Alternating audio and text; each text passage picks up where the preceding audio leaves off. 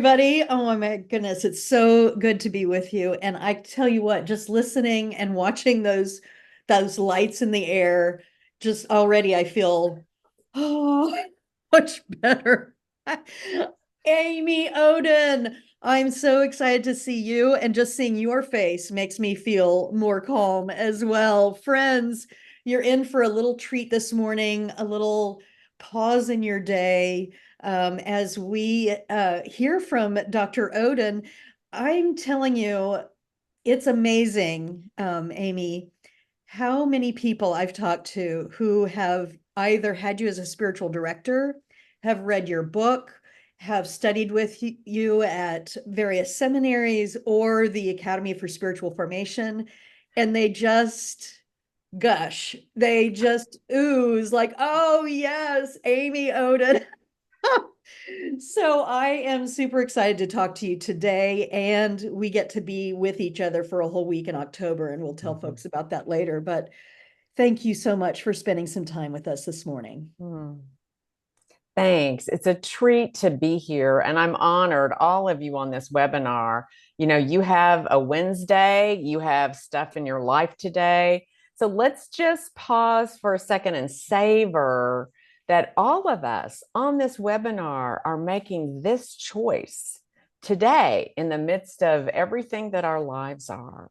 You want to open with some breathing, maybe just Oh, pause let's for a do it. minute. Let's do it. So I'm going to invite us just to do a very short breathing practice to bring us home. We've been given this amazing, simple gift of breath that brings us back to our bodies, brings us back to ourselves. So I invite you, you may want to close your eyes just for better focus. And on your next inhale, focus on the sensation of oxygen in your nose. And release that breath, dropping your shoulders, and then a deeper breath this time down into your belly, opening up. As you release that breath, visualize the oxygen moving to every blood cell in your body, every limb. And another deep breath, maybe slower, aware of this gift as you release your breath. The divine life breathing in us and through us. A couple of more easy breaths at your own pace. This gift we don't earn or check off of a to-do list.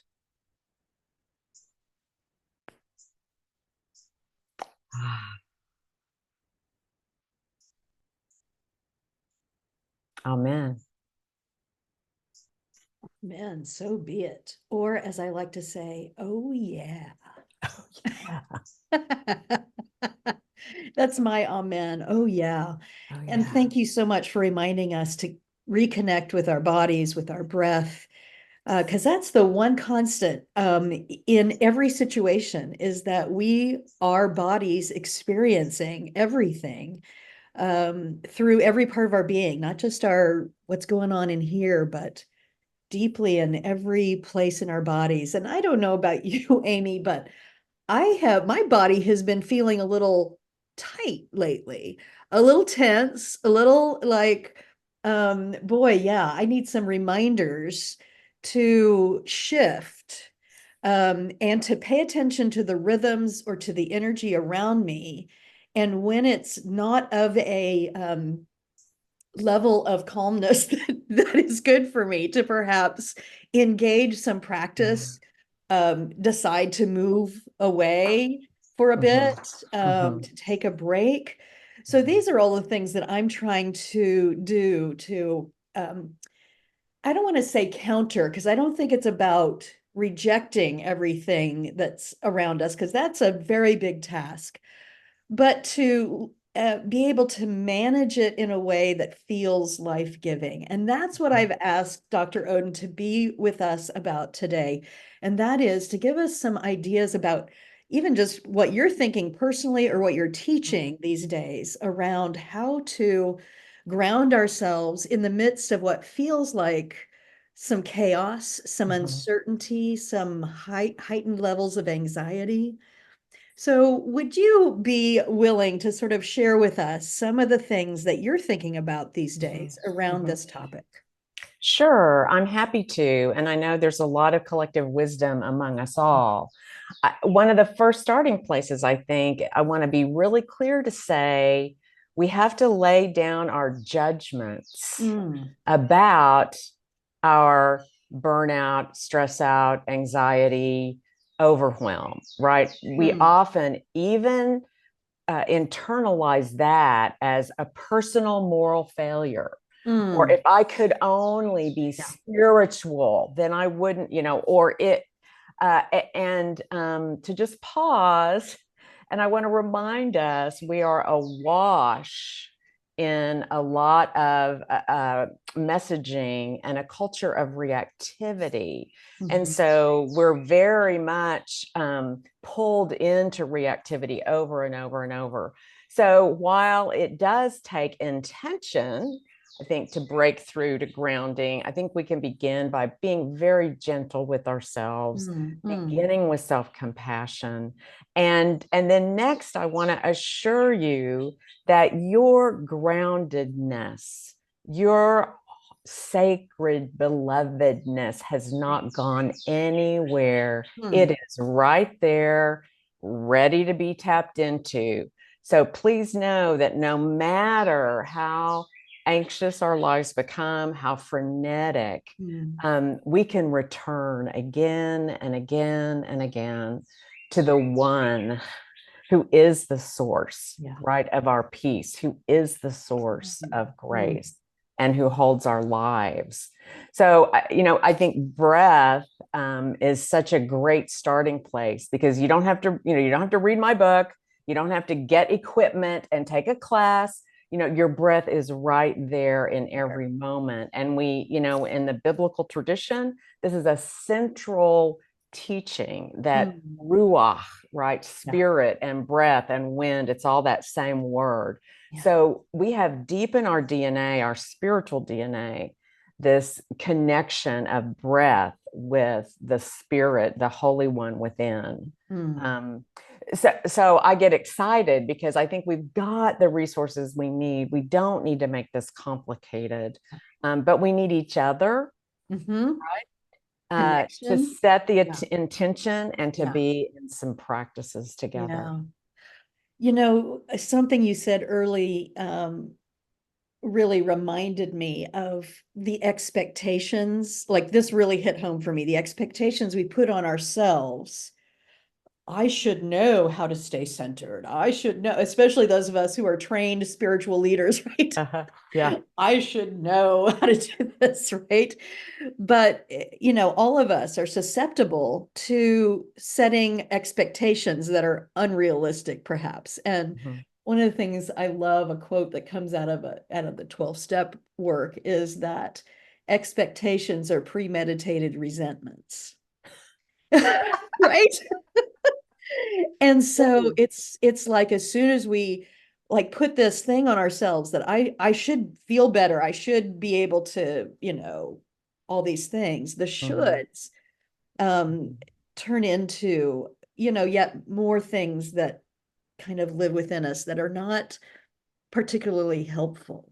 Mhm. What are Mhm. some other messages that you find that people say to themselves that are actually not that helpful? Yeah. I think part of it is thinking I have to learn something new. Hmm. I have to learn a new practice or read a Hmm. new book or go, to Yeah. to become more calm.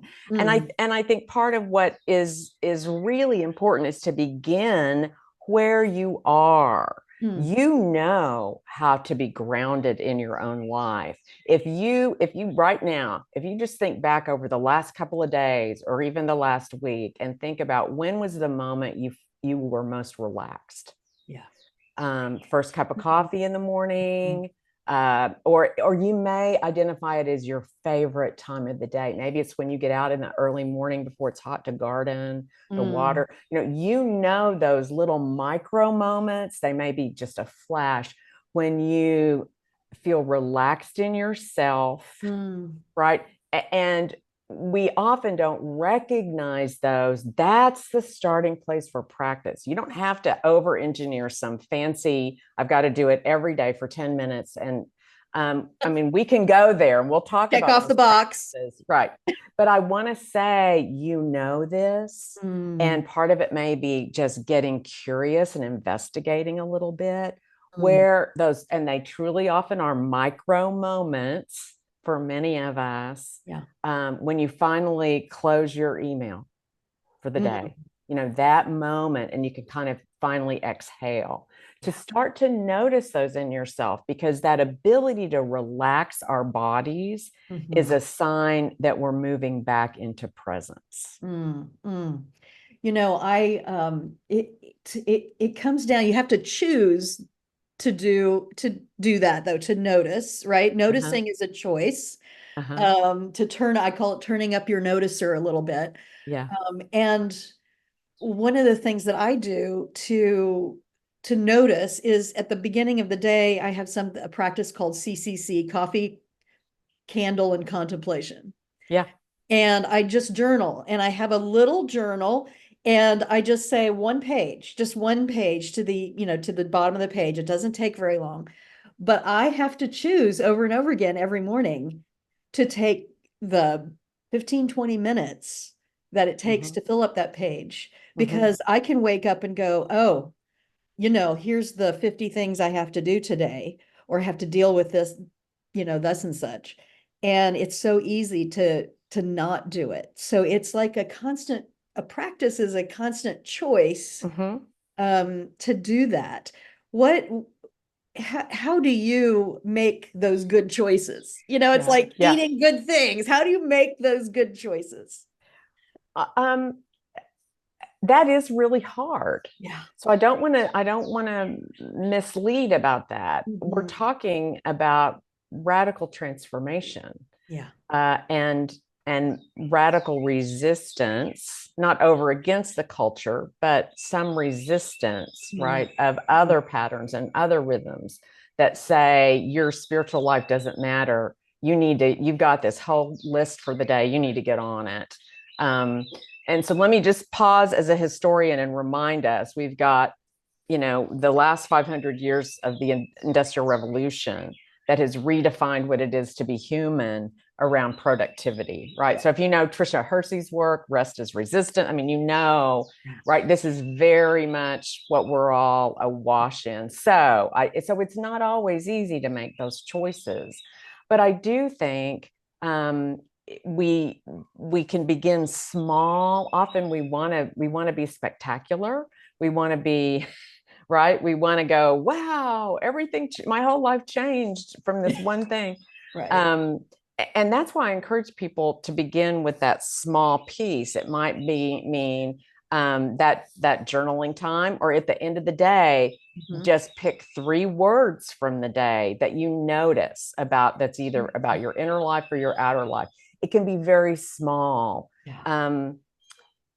And I think our bodies can really help us in this. Mm. That part of choosing a practice is noticing what is happening in our bodies when we are in that practice. As Christians, we have this very central teaching about the incarnation. The Mm. word became flesh. Our bodies are location, our sites of divine revelation, Yeah. right? So the Holy One encounters us and speaks to us in our bodies. So also, as we think about choosing over and over, we're creating new neural pathways, and our bodies are help us to root that and Yeah. to choose again next time. And it actually will be self-reinforcing. Mhm. At first, we'll fall into the ruts, just like ruts on a road. The wheels on a bike are just going to fall into the rut that's there. But little by little, as that shifts, the new neural pathways become self-reinforcing. That's so good. And yes, I'm a bit of a neuroscience geek, and I think what it brings us is a big understanding of the mind body spirit connection. I mean, we're Mm-hmm. just learning more and more and more about that, and how important it is to pay attention to that and how it's so connected to our Mhm. spiritual practices. Mhm. Um, I am reading some authors right now on the neuroscience of awe and wonder. Yeah. And just this idea that it's not just for fluff. It's actually essential to who we are as human beings. Mhm. And that we can be in awe in various ways. We can be in awe of someone's extraordinary acts of courage or fortitude or staying power. It can be awe of nature. It can be awe of whatever. But this idea that we require as part of our psyche, as part of our spirits, Mhm. these experiences of not just awe and wonder, placing ourselves in those places that can delight us. I call it my delight bucket, right? Yeah. I need to fill up my delight bucket. So I put myself in those places that delight me if I can. But also that connectivity that you talked about, connecting with each other, collective effervescence is also something that I'm writing about right now. And this is something that we really were depleted of in during lockdown, during pandemic. Mm, mm, And just putting ourselves in close proximity with others so that we can, because our bodies are the neuroscience, the physiology of our bodies, we sync up with others. And so mm, choosing to come together with beloveds is also part of the requirement of feeding and nourishing our spirits in mm. this moment. Yeah, Any of that spark anything for you? yeah, I think for those of us who lead, either in pastoral ministry, in political and community organizing, in all the places we might be leading, we see the hunger you're talking about for Mm, awe and wonder. yeah. I think it's really important to listen to and honor the whole spiritual but not religious movement is that awakening, and it's that recognition of a hunger to have a wholeness that comes. We need awe and wonder to be whole. Mm-hmm. And so, and I think part of our own ability as leaders to stay grounded, right, to stay centered in the truth of our belovedness, to stay Mm-hmm. centered in that Mm-hmm. source of abundant life, of true life, living water, right? I'm going to use all the biblical language for Right, this. right. To stay grounded there is what draws folks, Mm, right? And so when we as leaders simply mirror the reactivity and anxiety around us, right, mm-hmm. it's really hard for us. We're absorbing a lot of it, right? When we are absorbing the anxiety, we're absorbing the reactivity, the kind of tyranny of urgency, Yeah, you know, it's harder for us to stay in that place of connection to ourselves, to yeah, turn to wonder and awe. And yet wonder and awe are such incredible remedies. They are healing medicines, yeah, right? yeah, that's um, right. and scientists are some of the best practitioners of awe we have in our culture. Yeah. Again, just to remind you, remind you of some history. We're embedded in several centuries now of a Christian life in the West that is focused very heavily on the cognitive. Mm, Like faith is up here, it's mm-hmm. about ideas, we want to get them right. And our bodies are just sort of delivery systems, right? Mm-hmm. And so awe, which is actually neurologically diffused in the body, right? Goosebumps. Right, to get right, we're out of touch.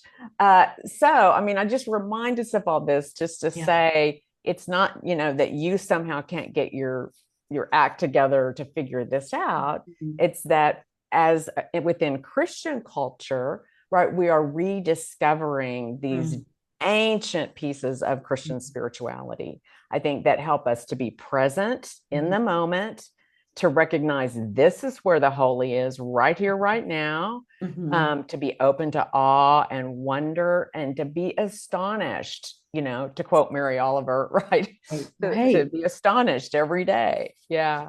Yeah, and it's the Irish have this wonderful blessing tradition, and they'll bless anything. Like, bless Yeah. me this cup of coffee, bless to Yeah. me this pen that I just wrote, bless to me and it's just bringing that sense of wonder into the quotidian, just to remind us again that we might go to a beloved place that gives us vision and Mhm. delight, but it also might be finding the delight right around us, because Mhm. most of the time that's our choices, is Mhm. to find that right around us. If we wait to fill up that delight bucket when we can get away. Mhm. um But let me add there, I think, and often it's that interruption of daily life that becomes the springboard, that's right? absolutely. Often we need, even if it's a half day sitting with a friend,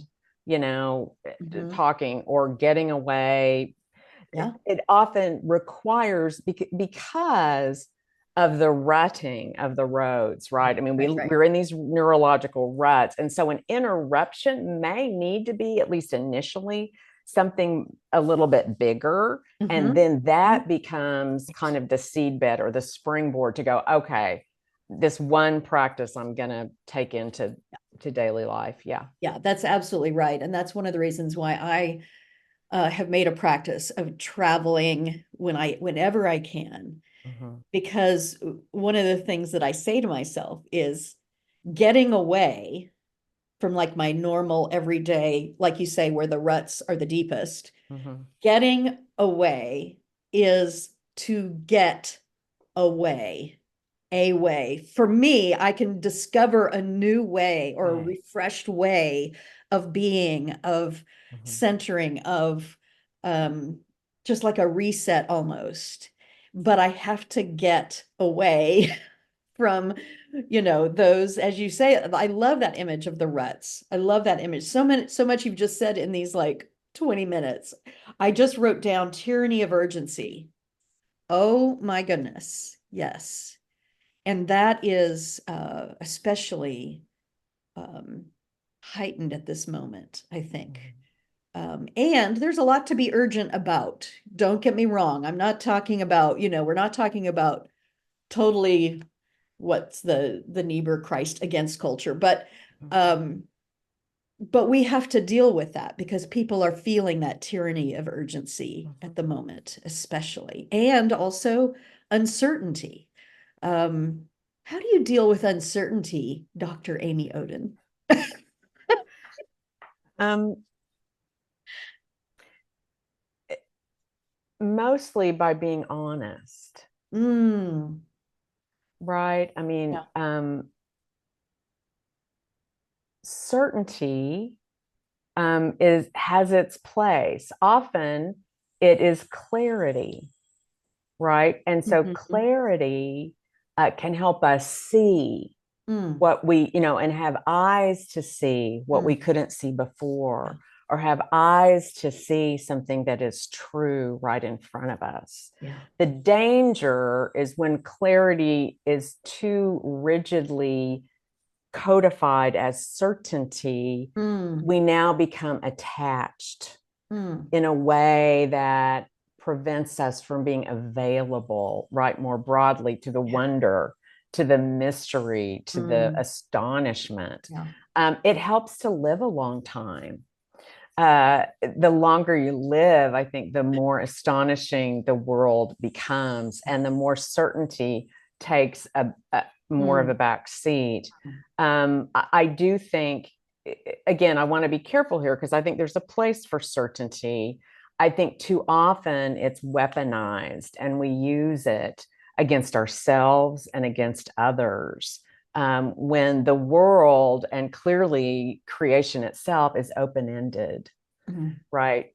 God never kind of puts a period at that. I mean, it continues. And yeah. so Yeah. certainty can often close that off. Yeah. For me, it's pausing to really do a check to say what am I certain about in this conversation or in this theological claim or in this practice, Mhm. and then what benefit is there from being certain, and what might I gain from holding it a little more loosely. Yeah.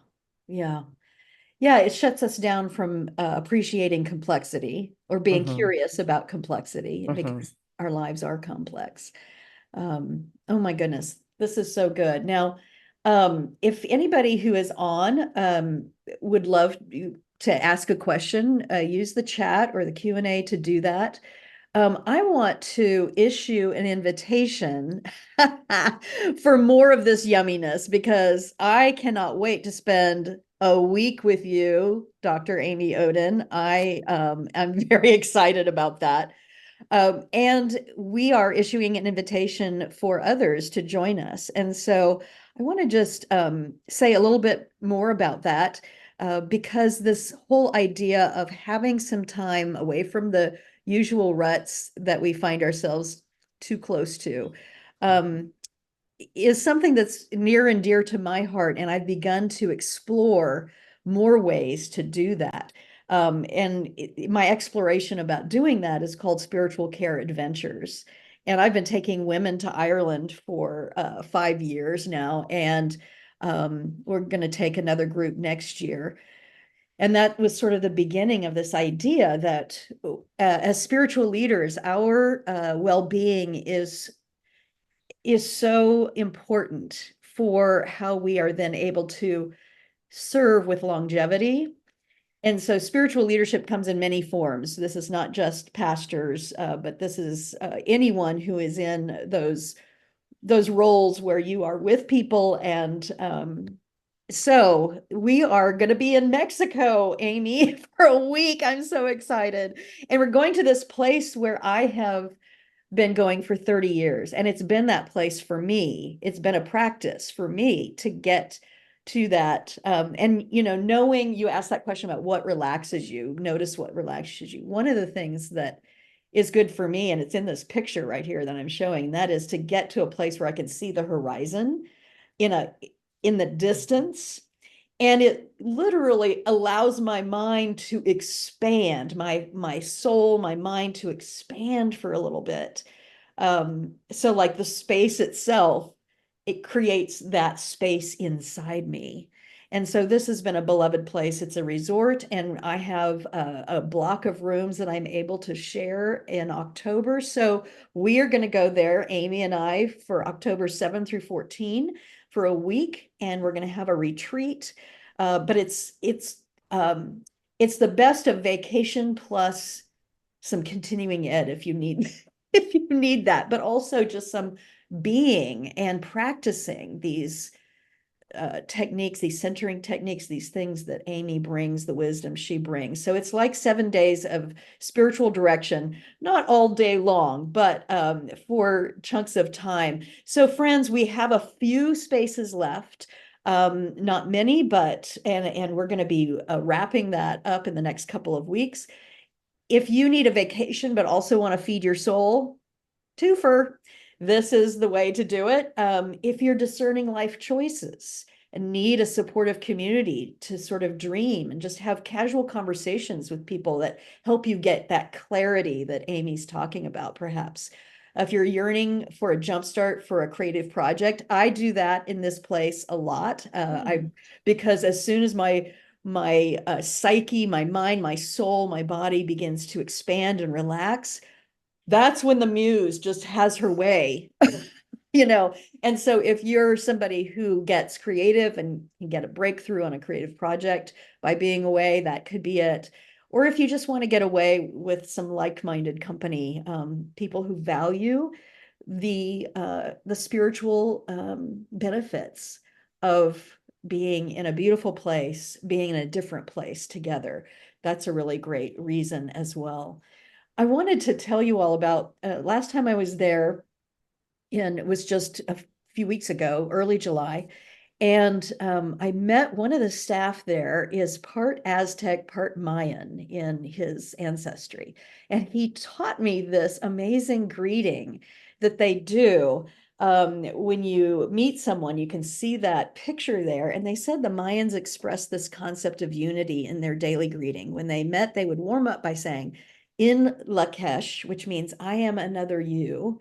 And then the answer from the other person is Halaken, which means you are another me. And it's that beautiful acknowledgement that we are not two separate beings, but there are consequences for our relationship, consequences for us coming together, consequences for being human together on this planet. And I just think that that's a beautiful example of, um, learning some other ways that through history and different cultures, this desire to be in a more harmonious place is expressed. So we're going to be there for 7 days and nights. Amy, what are you excited about on this?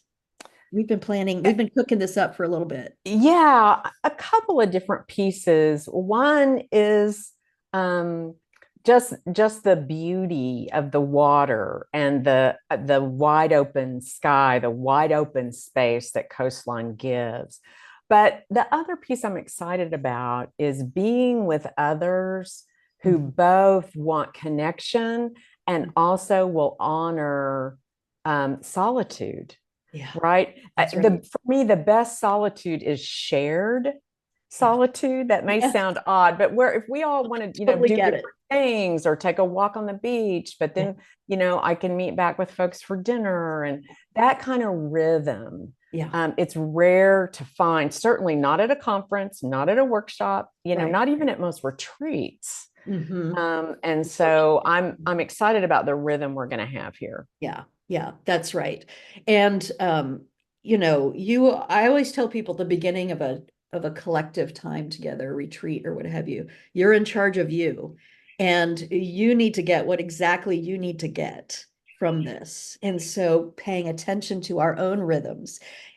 We are going to um, have a kind of rhythm that's morning sessions when, I always find that that sort of 9 to 11 hours is good and fresh and can set us up for the rest of the day. The rest of the day, you get to resort however you want to resort. This resort is beautiful and it has pools, it has trails, it has, oh my gosh, miles of trails. It has beach, it has spa if that's what you're into. So there's lots of different choices that people can make on their own or with others. We'll have some evening brief rituals before dinner, so then you can do dinner on your own or with others, however you want to. There's lots of entertainment there. Um, we're going to be visiting, I'll have a picture in just a moment, a dream park that is going to fill our delight bucket as well. They're building it. It's just the first phase, but they're building a permanent home for Cirque du Soleil. So just imagine sort of the magic and the delight that is this place. But we've got uh, people signed up already. And here's what I love about this. People are deciding to come with friends. So like there's one group of people that are coming. They are dear friends and they don't live near each other, but they're using this as kind of a reunion because they're all spiritual leaders in different capacities, therapists, pastors, whatever. But they're using this as a time to be together, to have some vacation together, but also to deepen their own practices. So I love that idea. You can come with a significant other who is not part of the program. That's fine. You'll have plenty of time to actually be on vacation with a loved one or a friend. Come on your own if that's really what you want. So there's lots of different ways to come, and I'm really excited that people are making these choices. And we will be grounded in those morning sessions, but then have lots of ways to do what we need to do. Here's some more pictures from the place. These are just my personal pictures that I've taken over the years. Every room has a kitchen, and so you don't have to eat out all the time. You can actually, you know, uh, make some choices around food that are good for you and good for your spirit. So there's that sort of magical sense of these mythical creatures and just the delight of beautiful lighting and water everywhere. This is that dream park that they're building, and it's just really a beautiful place. And it really goes along with in spiritual care adventures, I talk about sight being, not sightseeing. And so this is a way to just be in one location. Of course, there's Puerto Vallarta, is also, you'll have time to go into town if you'd like to go into town and experience the culture there. This resort is a family-owned resort, and what I love about them is that they have a big philanthropic and environmentally conscious philosophy. And so we'll get to, if you want to tour a school that they have for children in the area that are underserved. And so it's really quite an extraordinary family that run this place. So if you're interested, friends, go to worshipdesignstudio.com/Mexico. I'm doing just information calls with people this week and next week. And we're going to close registration August 15th because we just need to get it solidified and get everybody set and ready to go. But that's October 7th through 14. We will be together there. Amy, thank you for who you are in this world. Jenna, do we have any questions before we close out that came from folks? I see there's some folks that are just making wonderful comments. Yes, thank you. Yeah. Yeah, that's all I see for now. Some really wonderful things being expressed in the chat. Yeah, thank you all so much for sharing your thoughts. Yeah, and this is what's going to be so yummy about being together for a week is that we're going to be able to dialogue like this and talk about these deeply important human spiritual things, human spiritual, like which are all of a piece. So Amy, what closing thoughts would you have for folks on this webinar, just separate from the Mexico retreat, but just in these times, what would you invite us to do? What would you hope for us to do? Just to hear that invitation to abundant life, to know and trust that you have that life in you, and to give us all permission to access that regularly for our own well-being and for the flourishing of all creation. Yeah. Thank you, Dr. Amy Oden. Thanks. Can't wait to be with you. Me too. Me Get rid of too. the I look forward to screen seeing y'all. and just sit in the same room and it'll be great. It'll be great. Thank you so much for spending blessings. this. All right. Take care, Bye-bye. everybody. Many blessings. Bye-bye.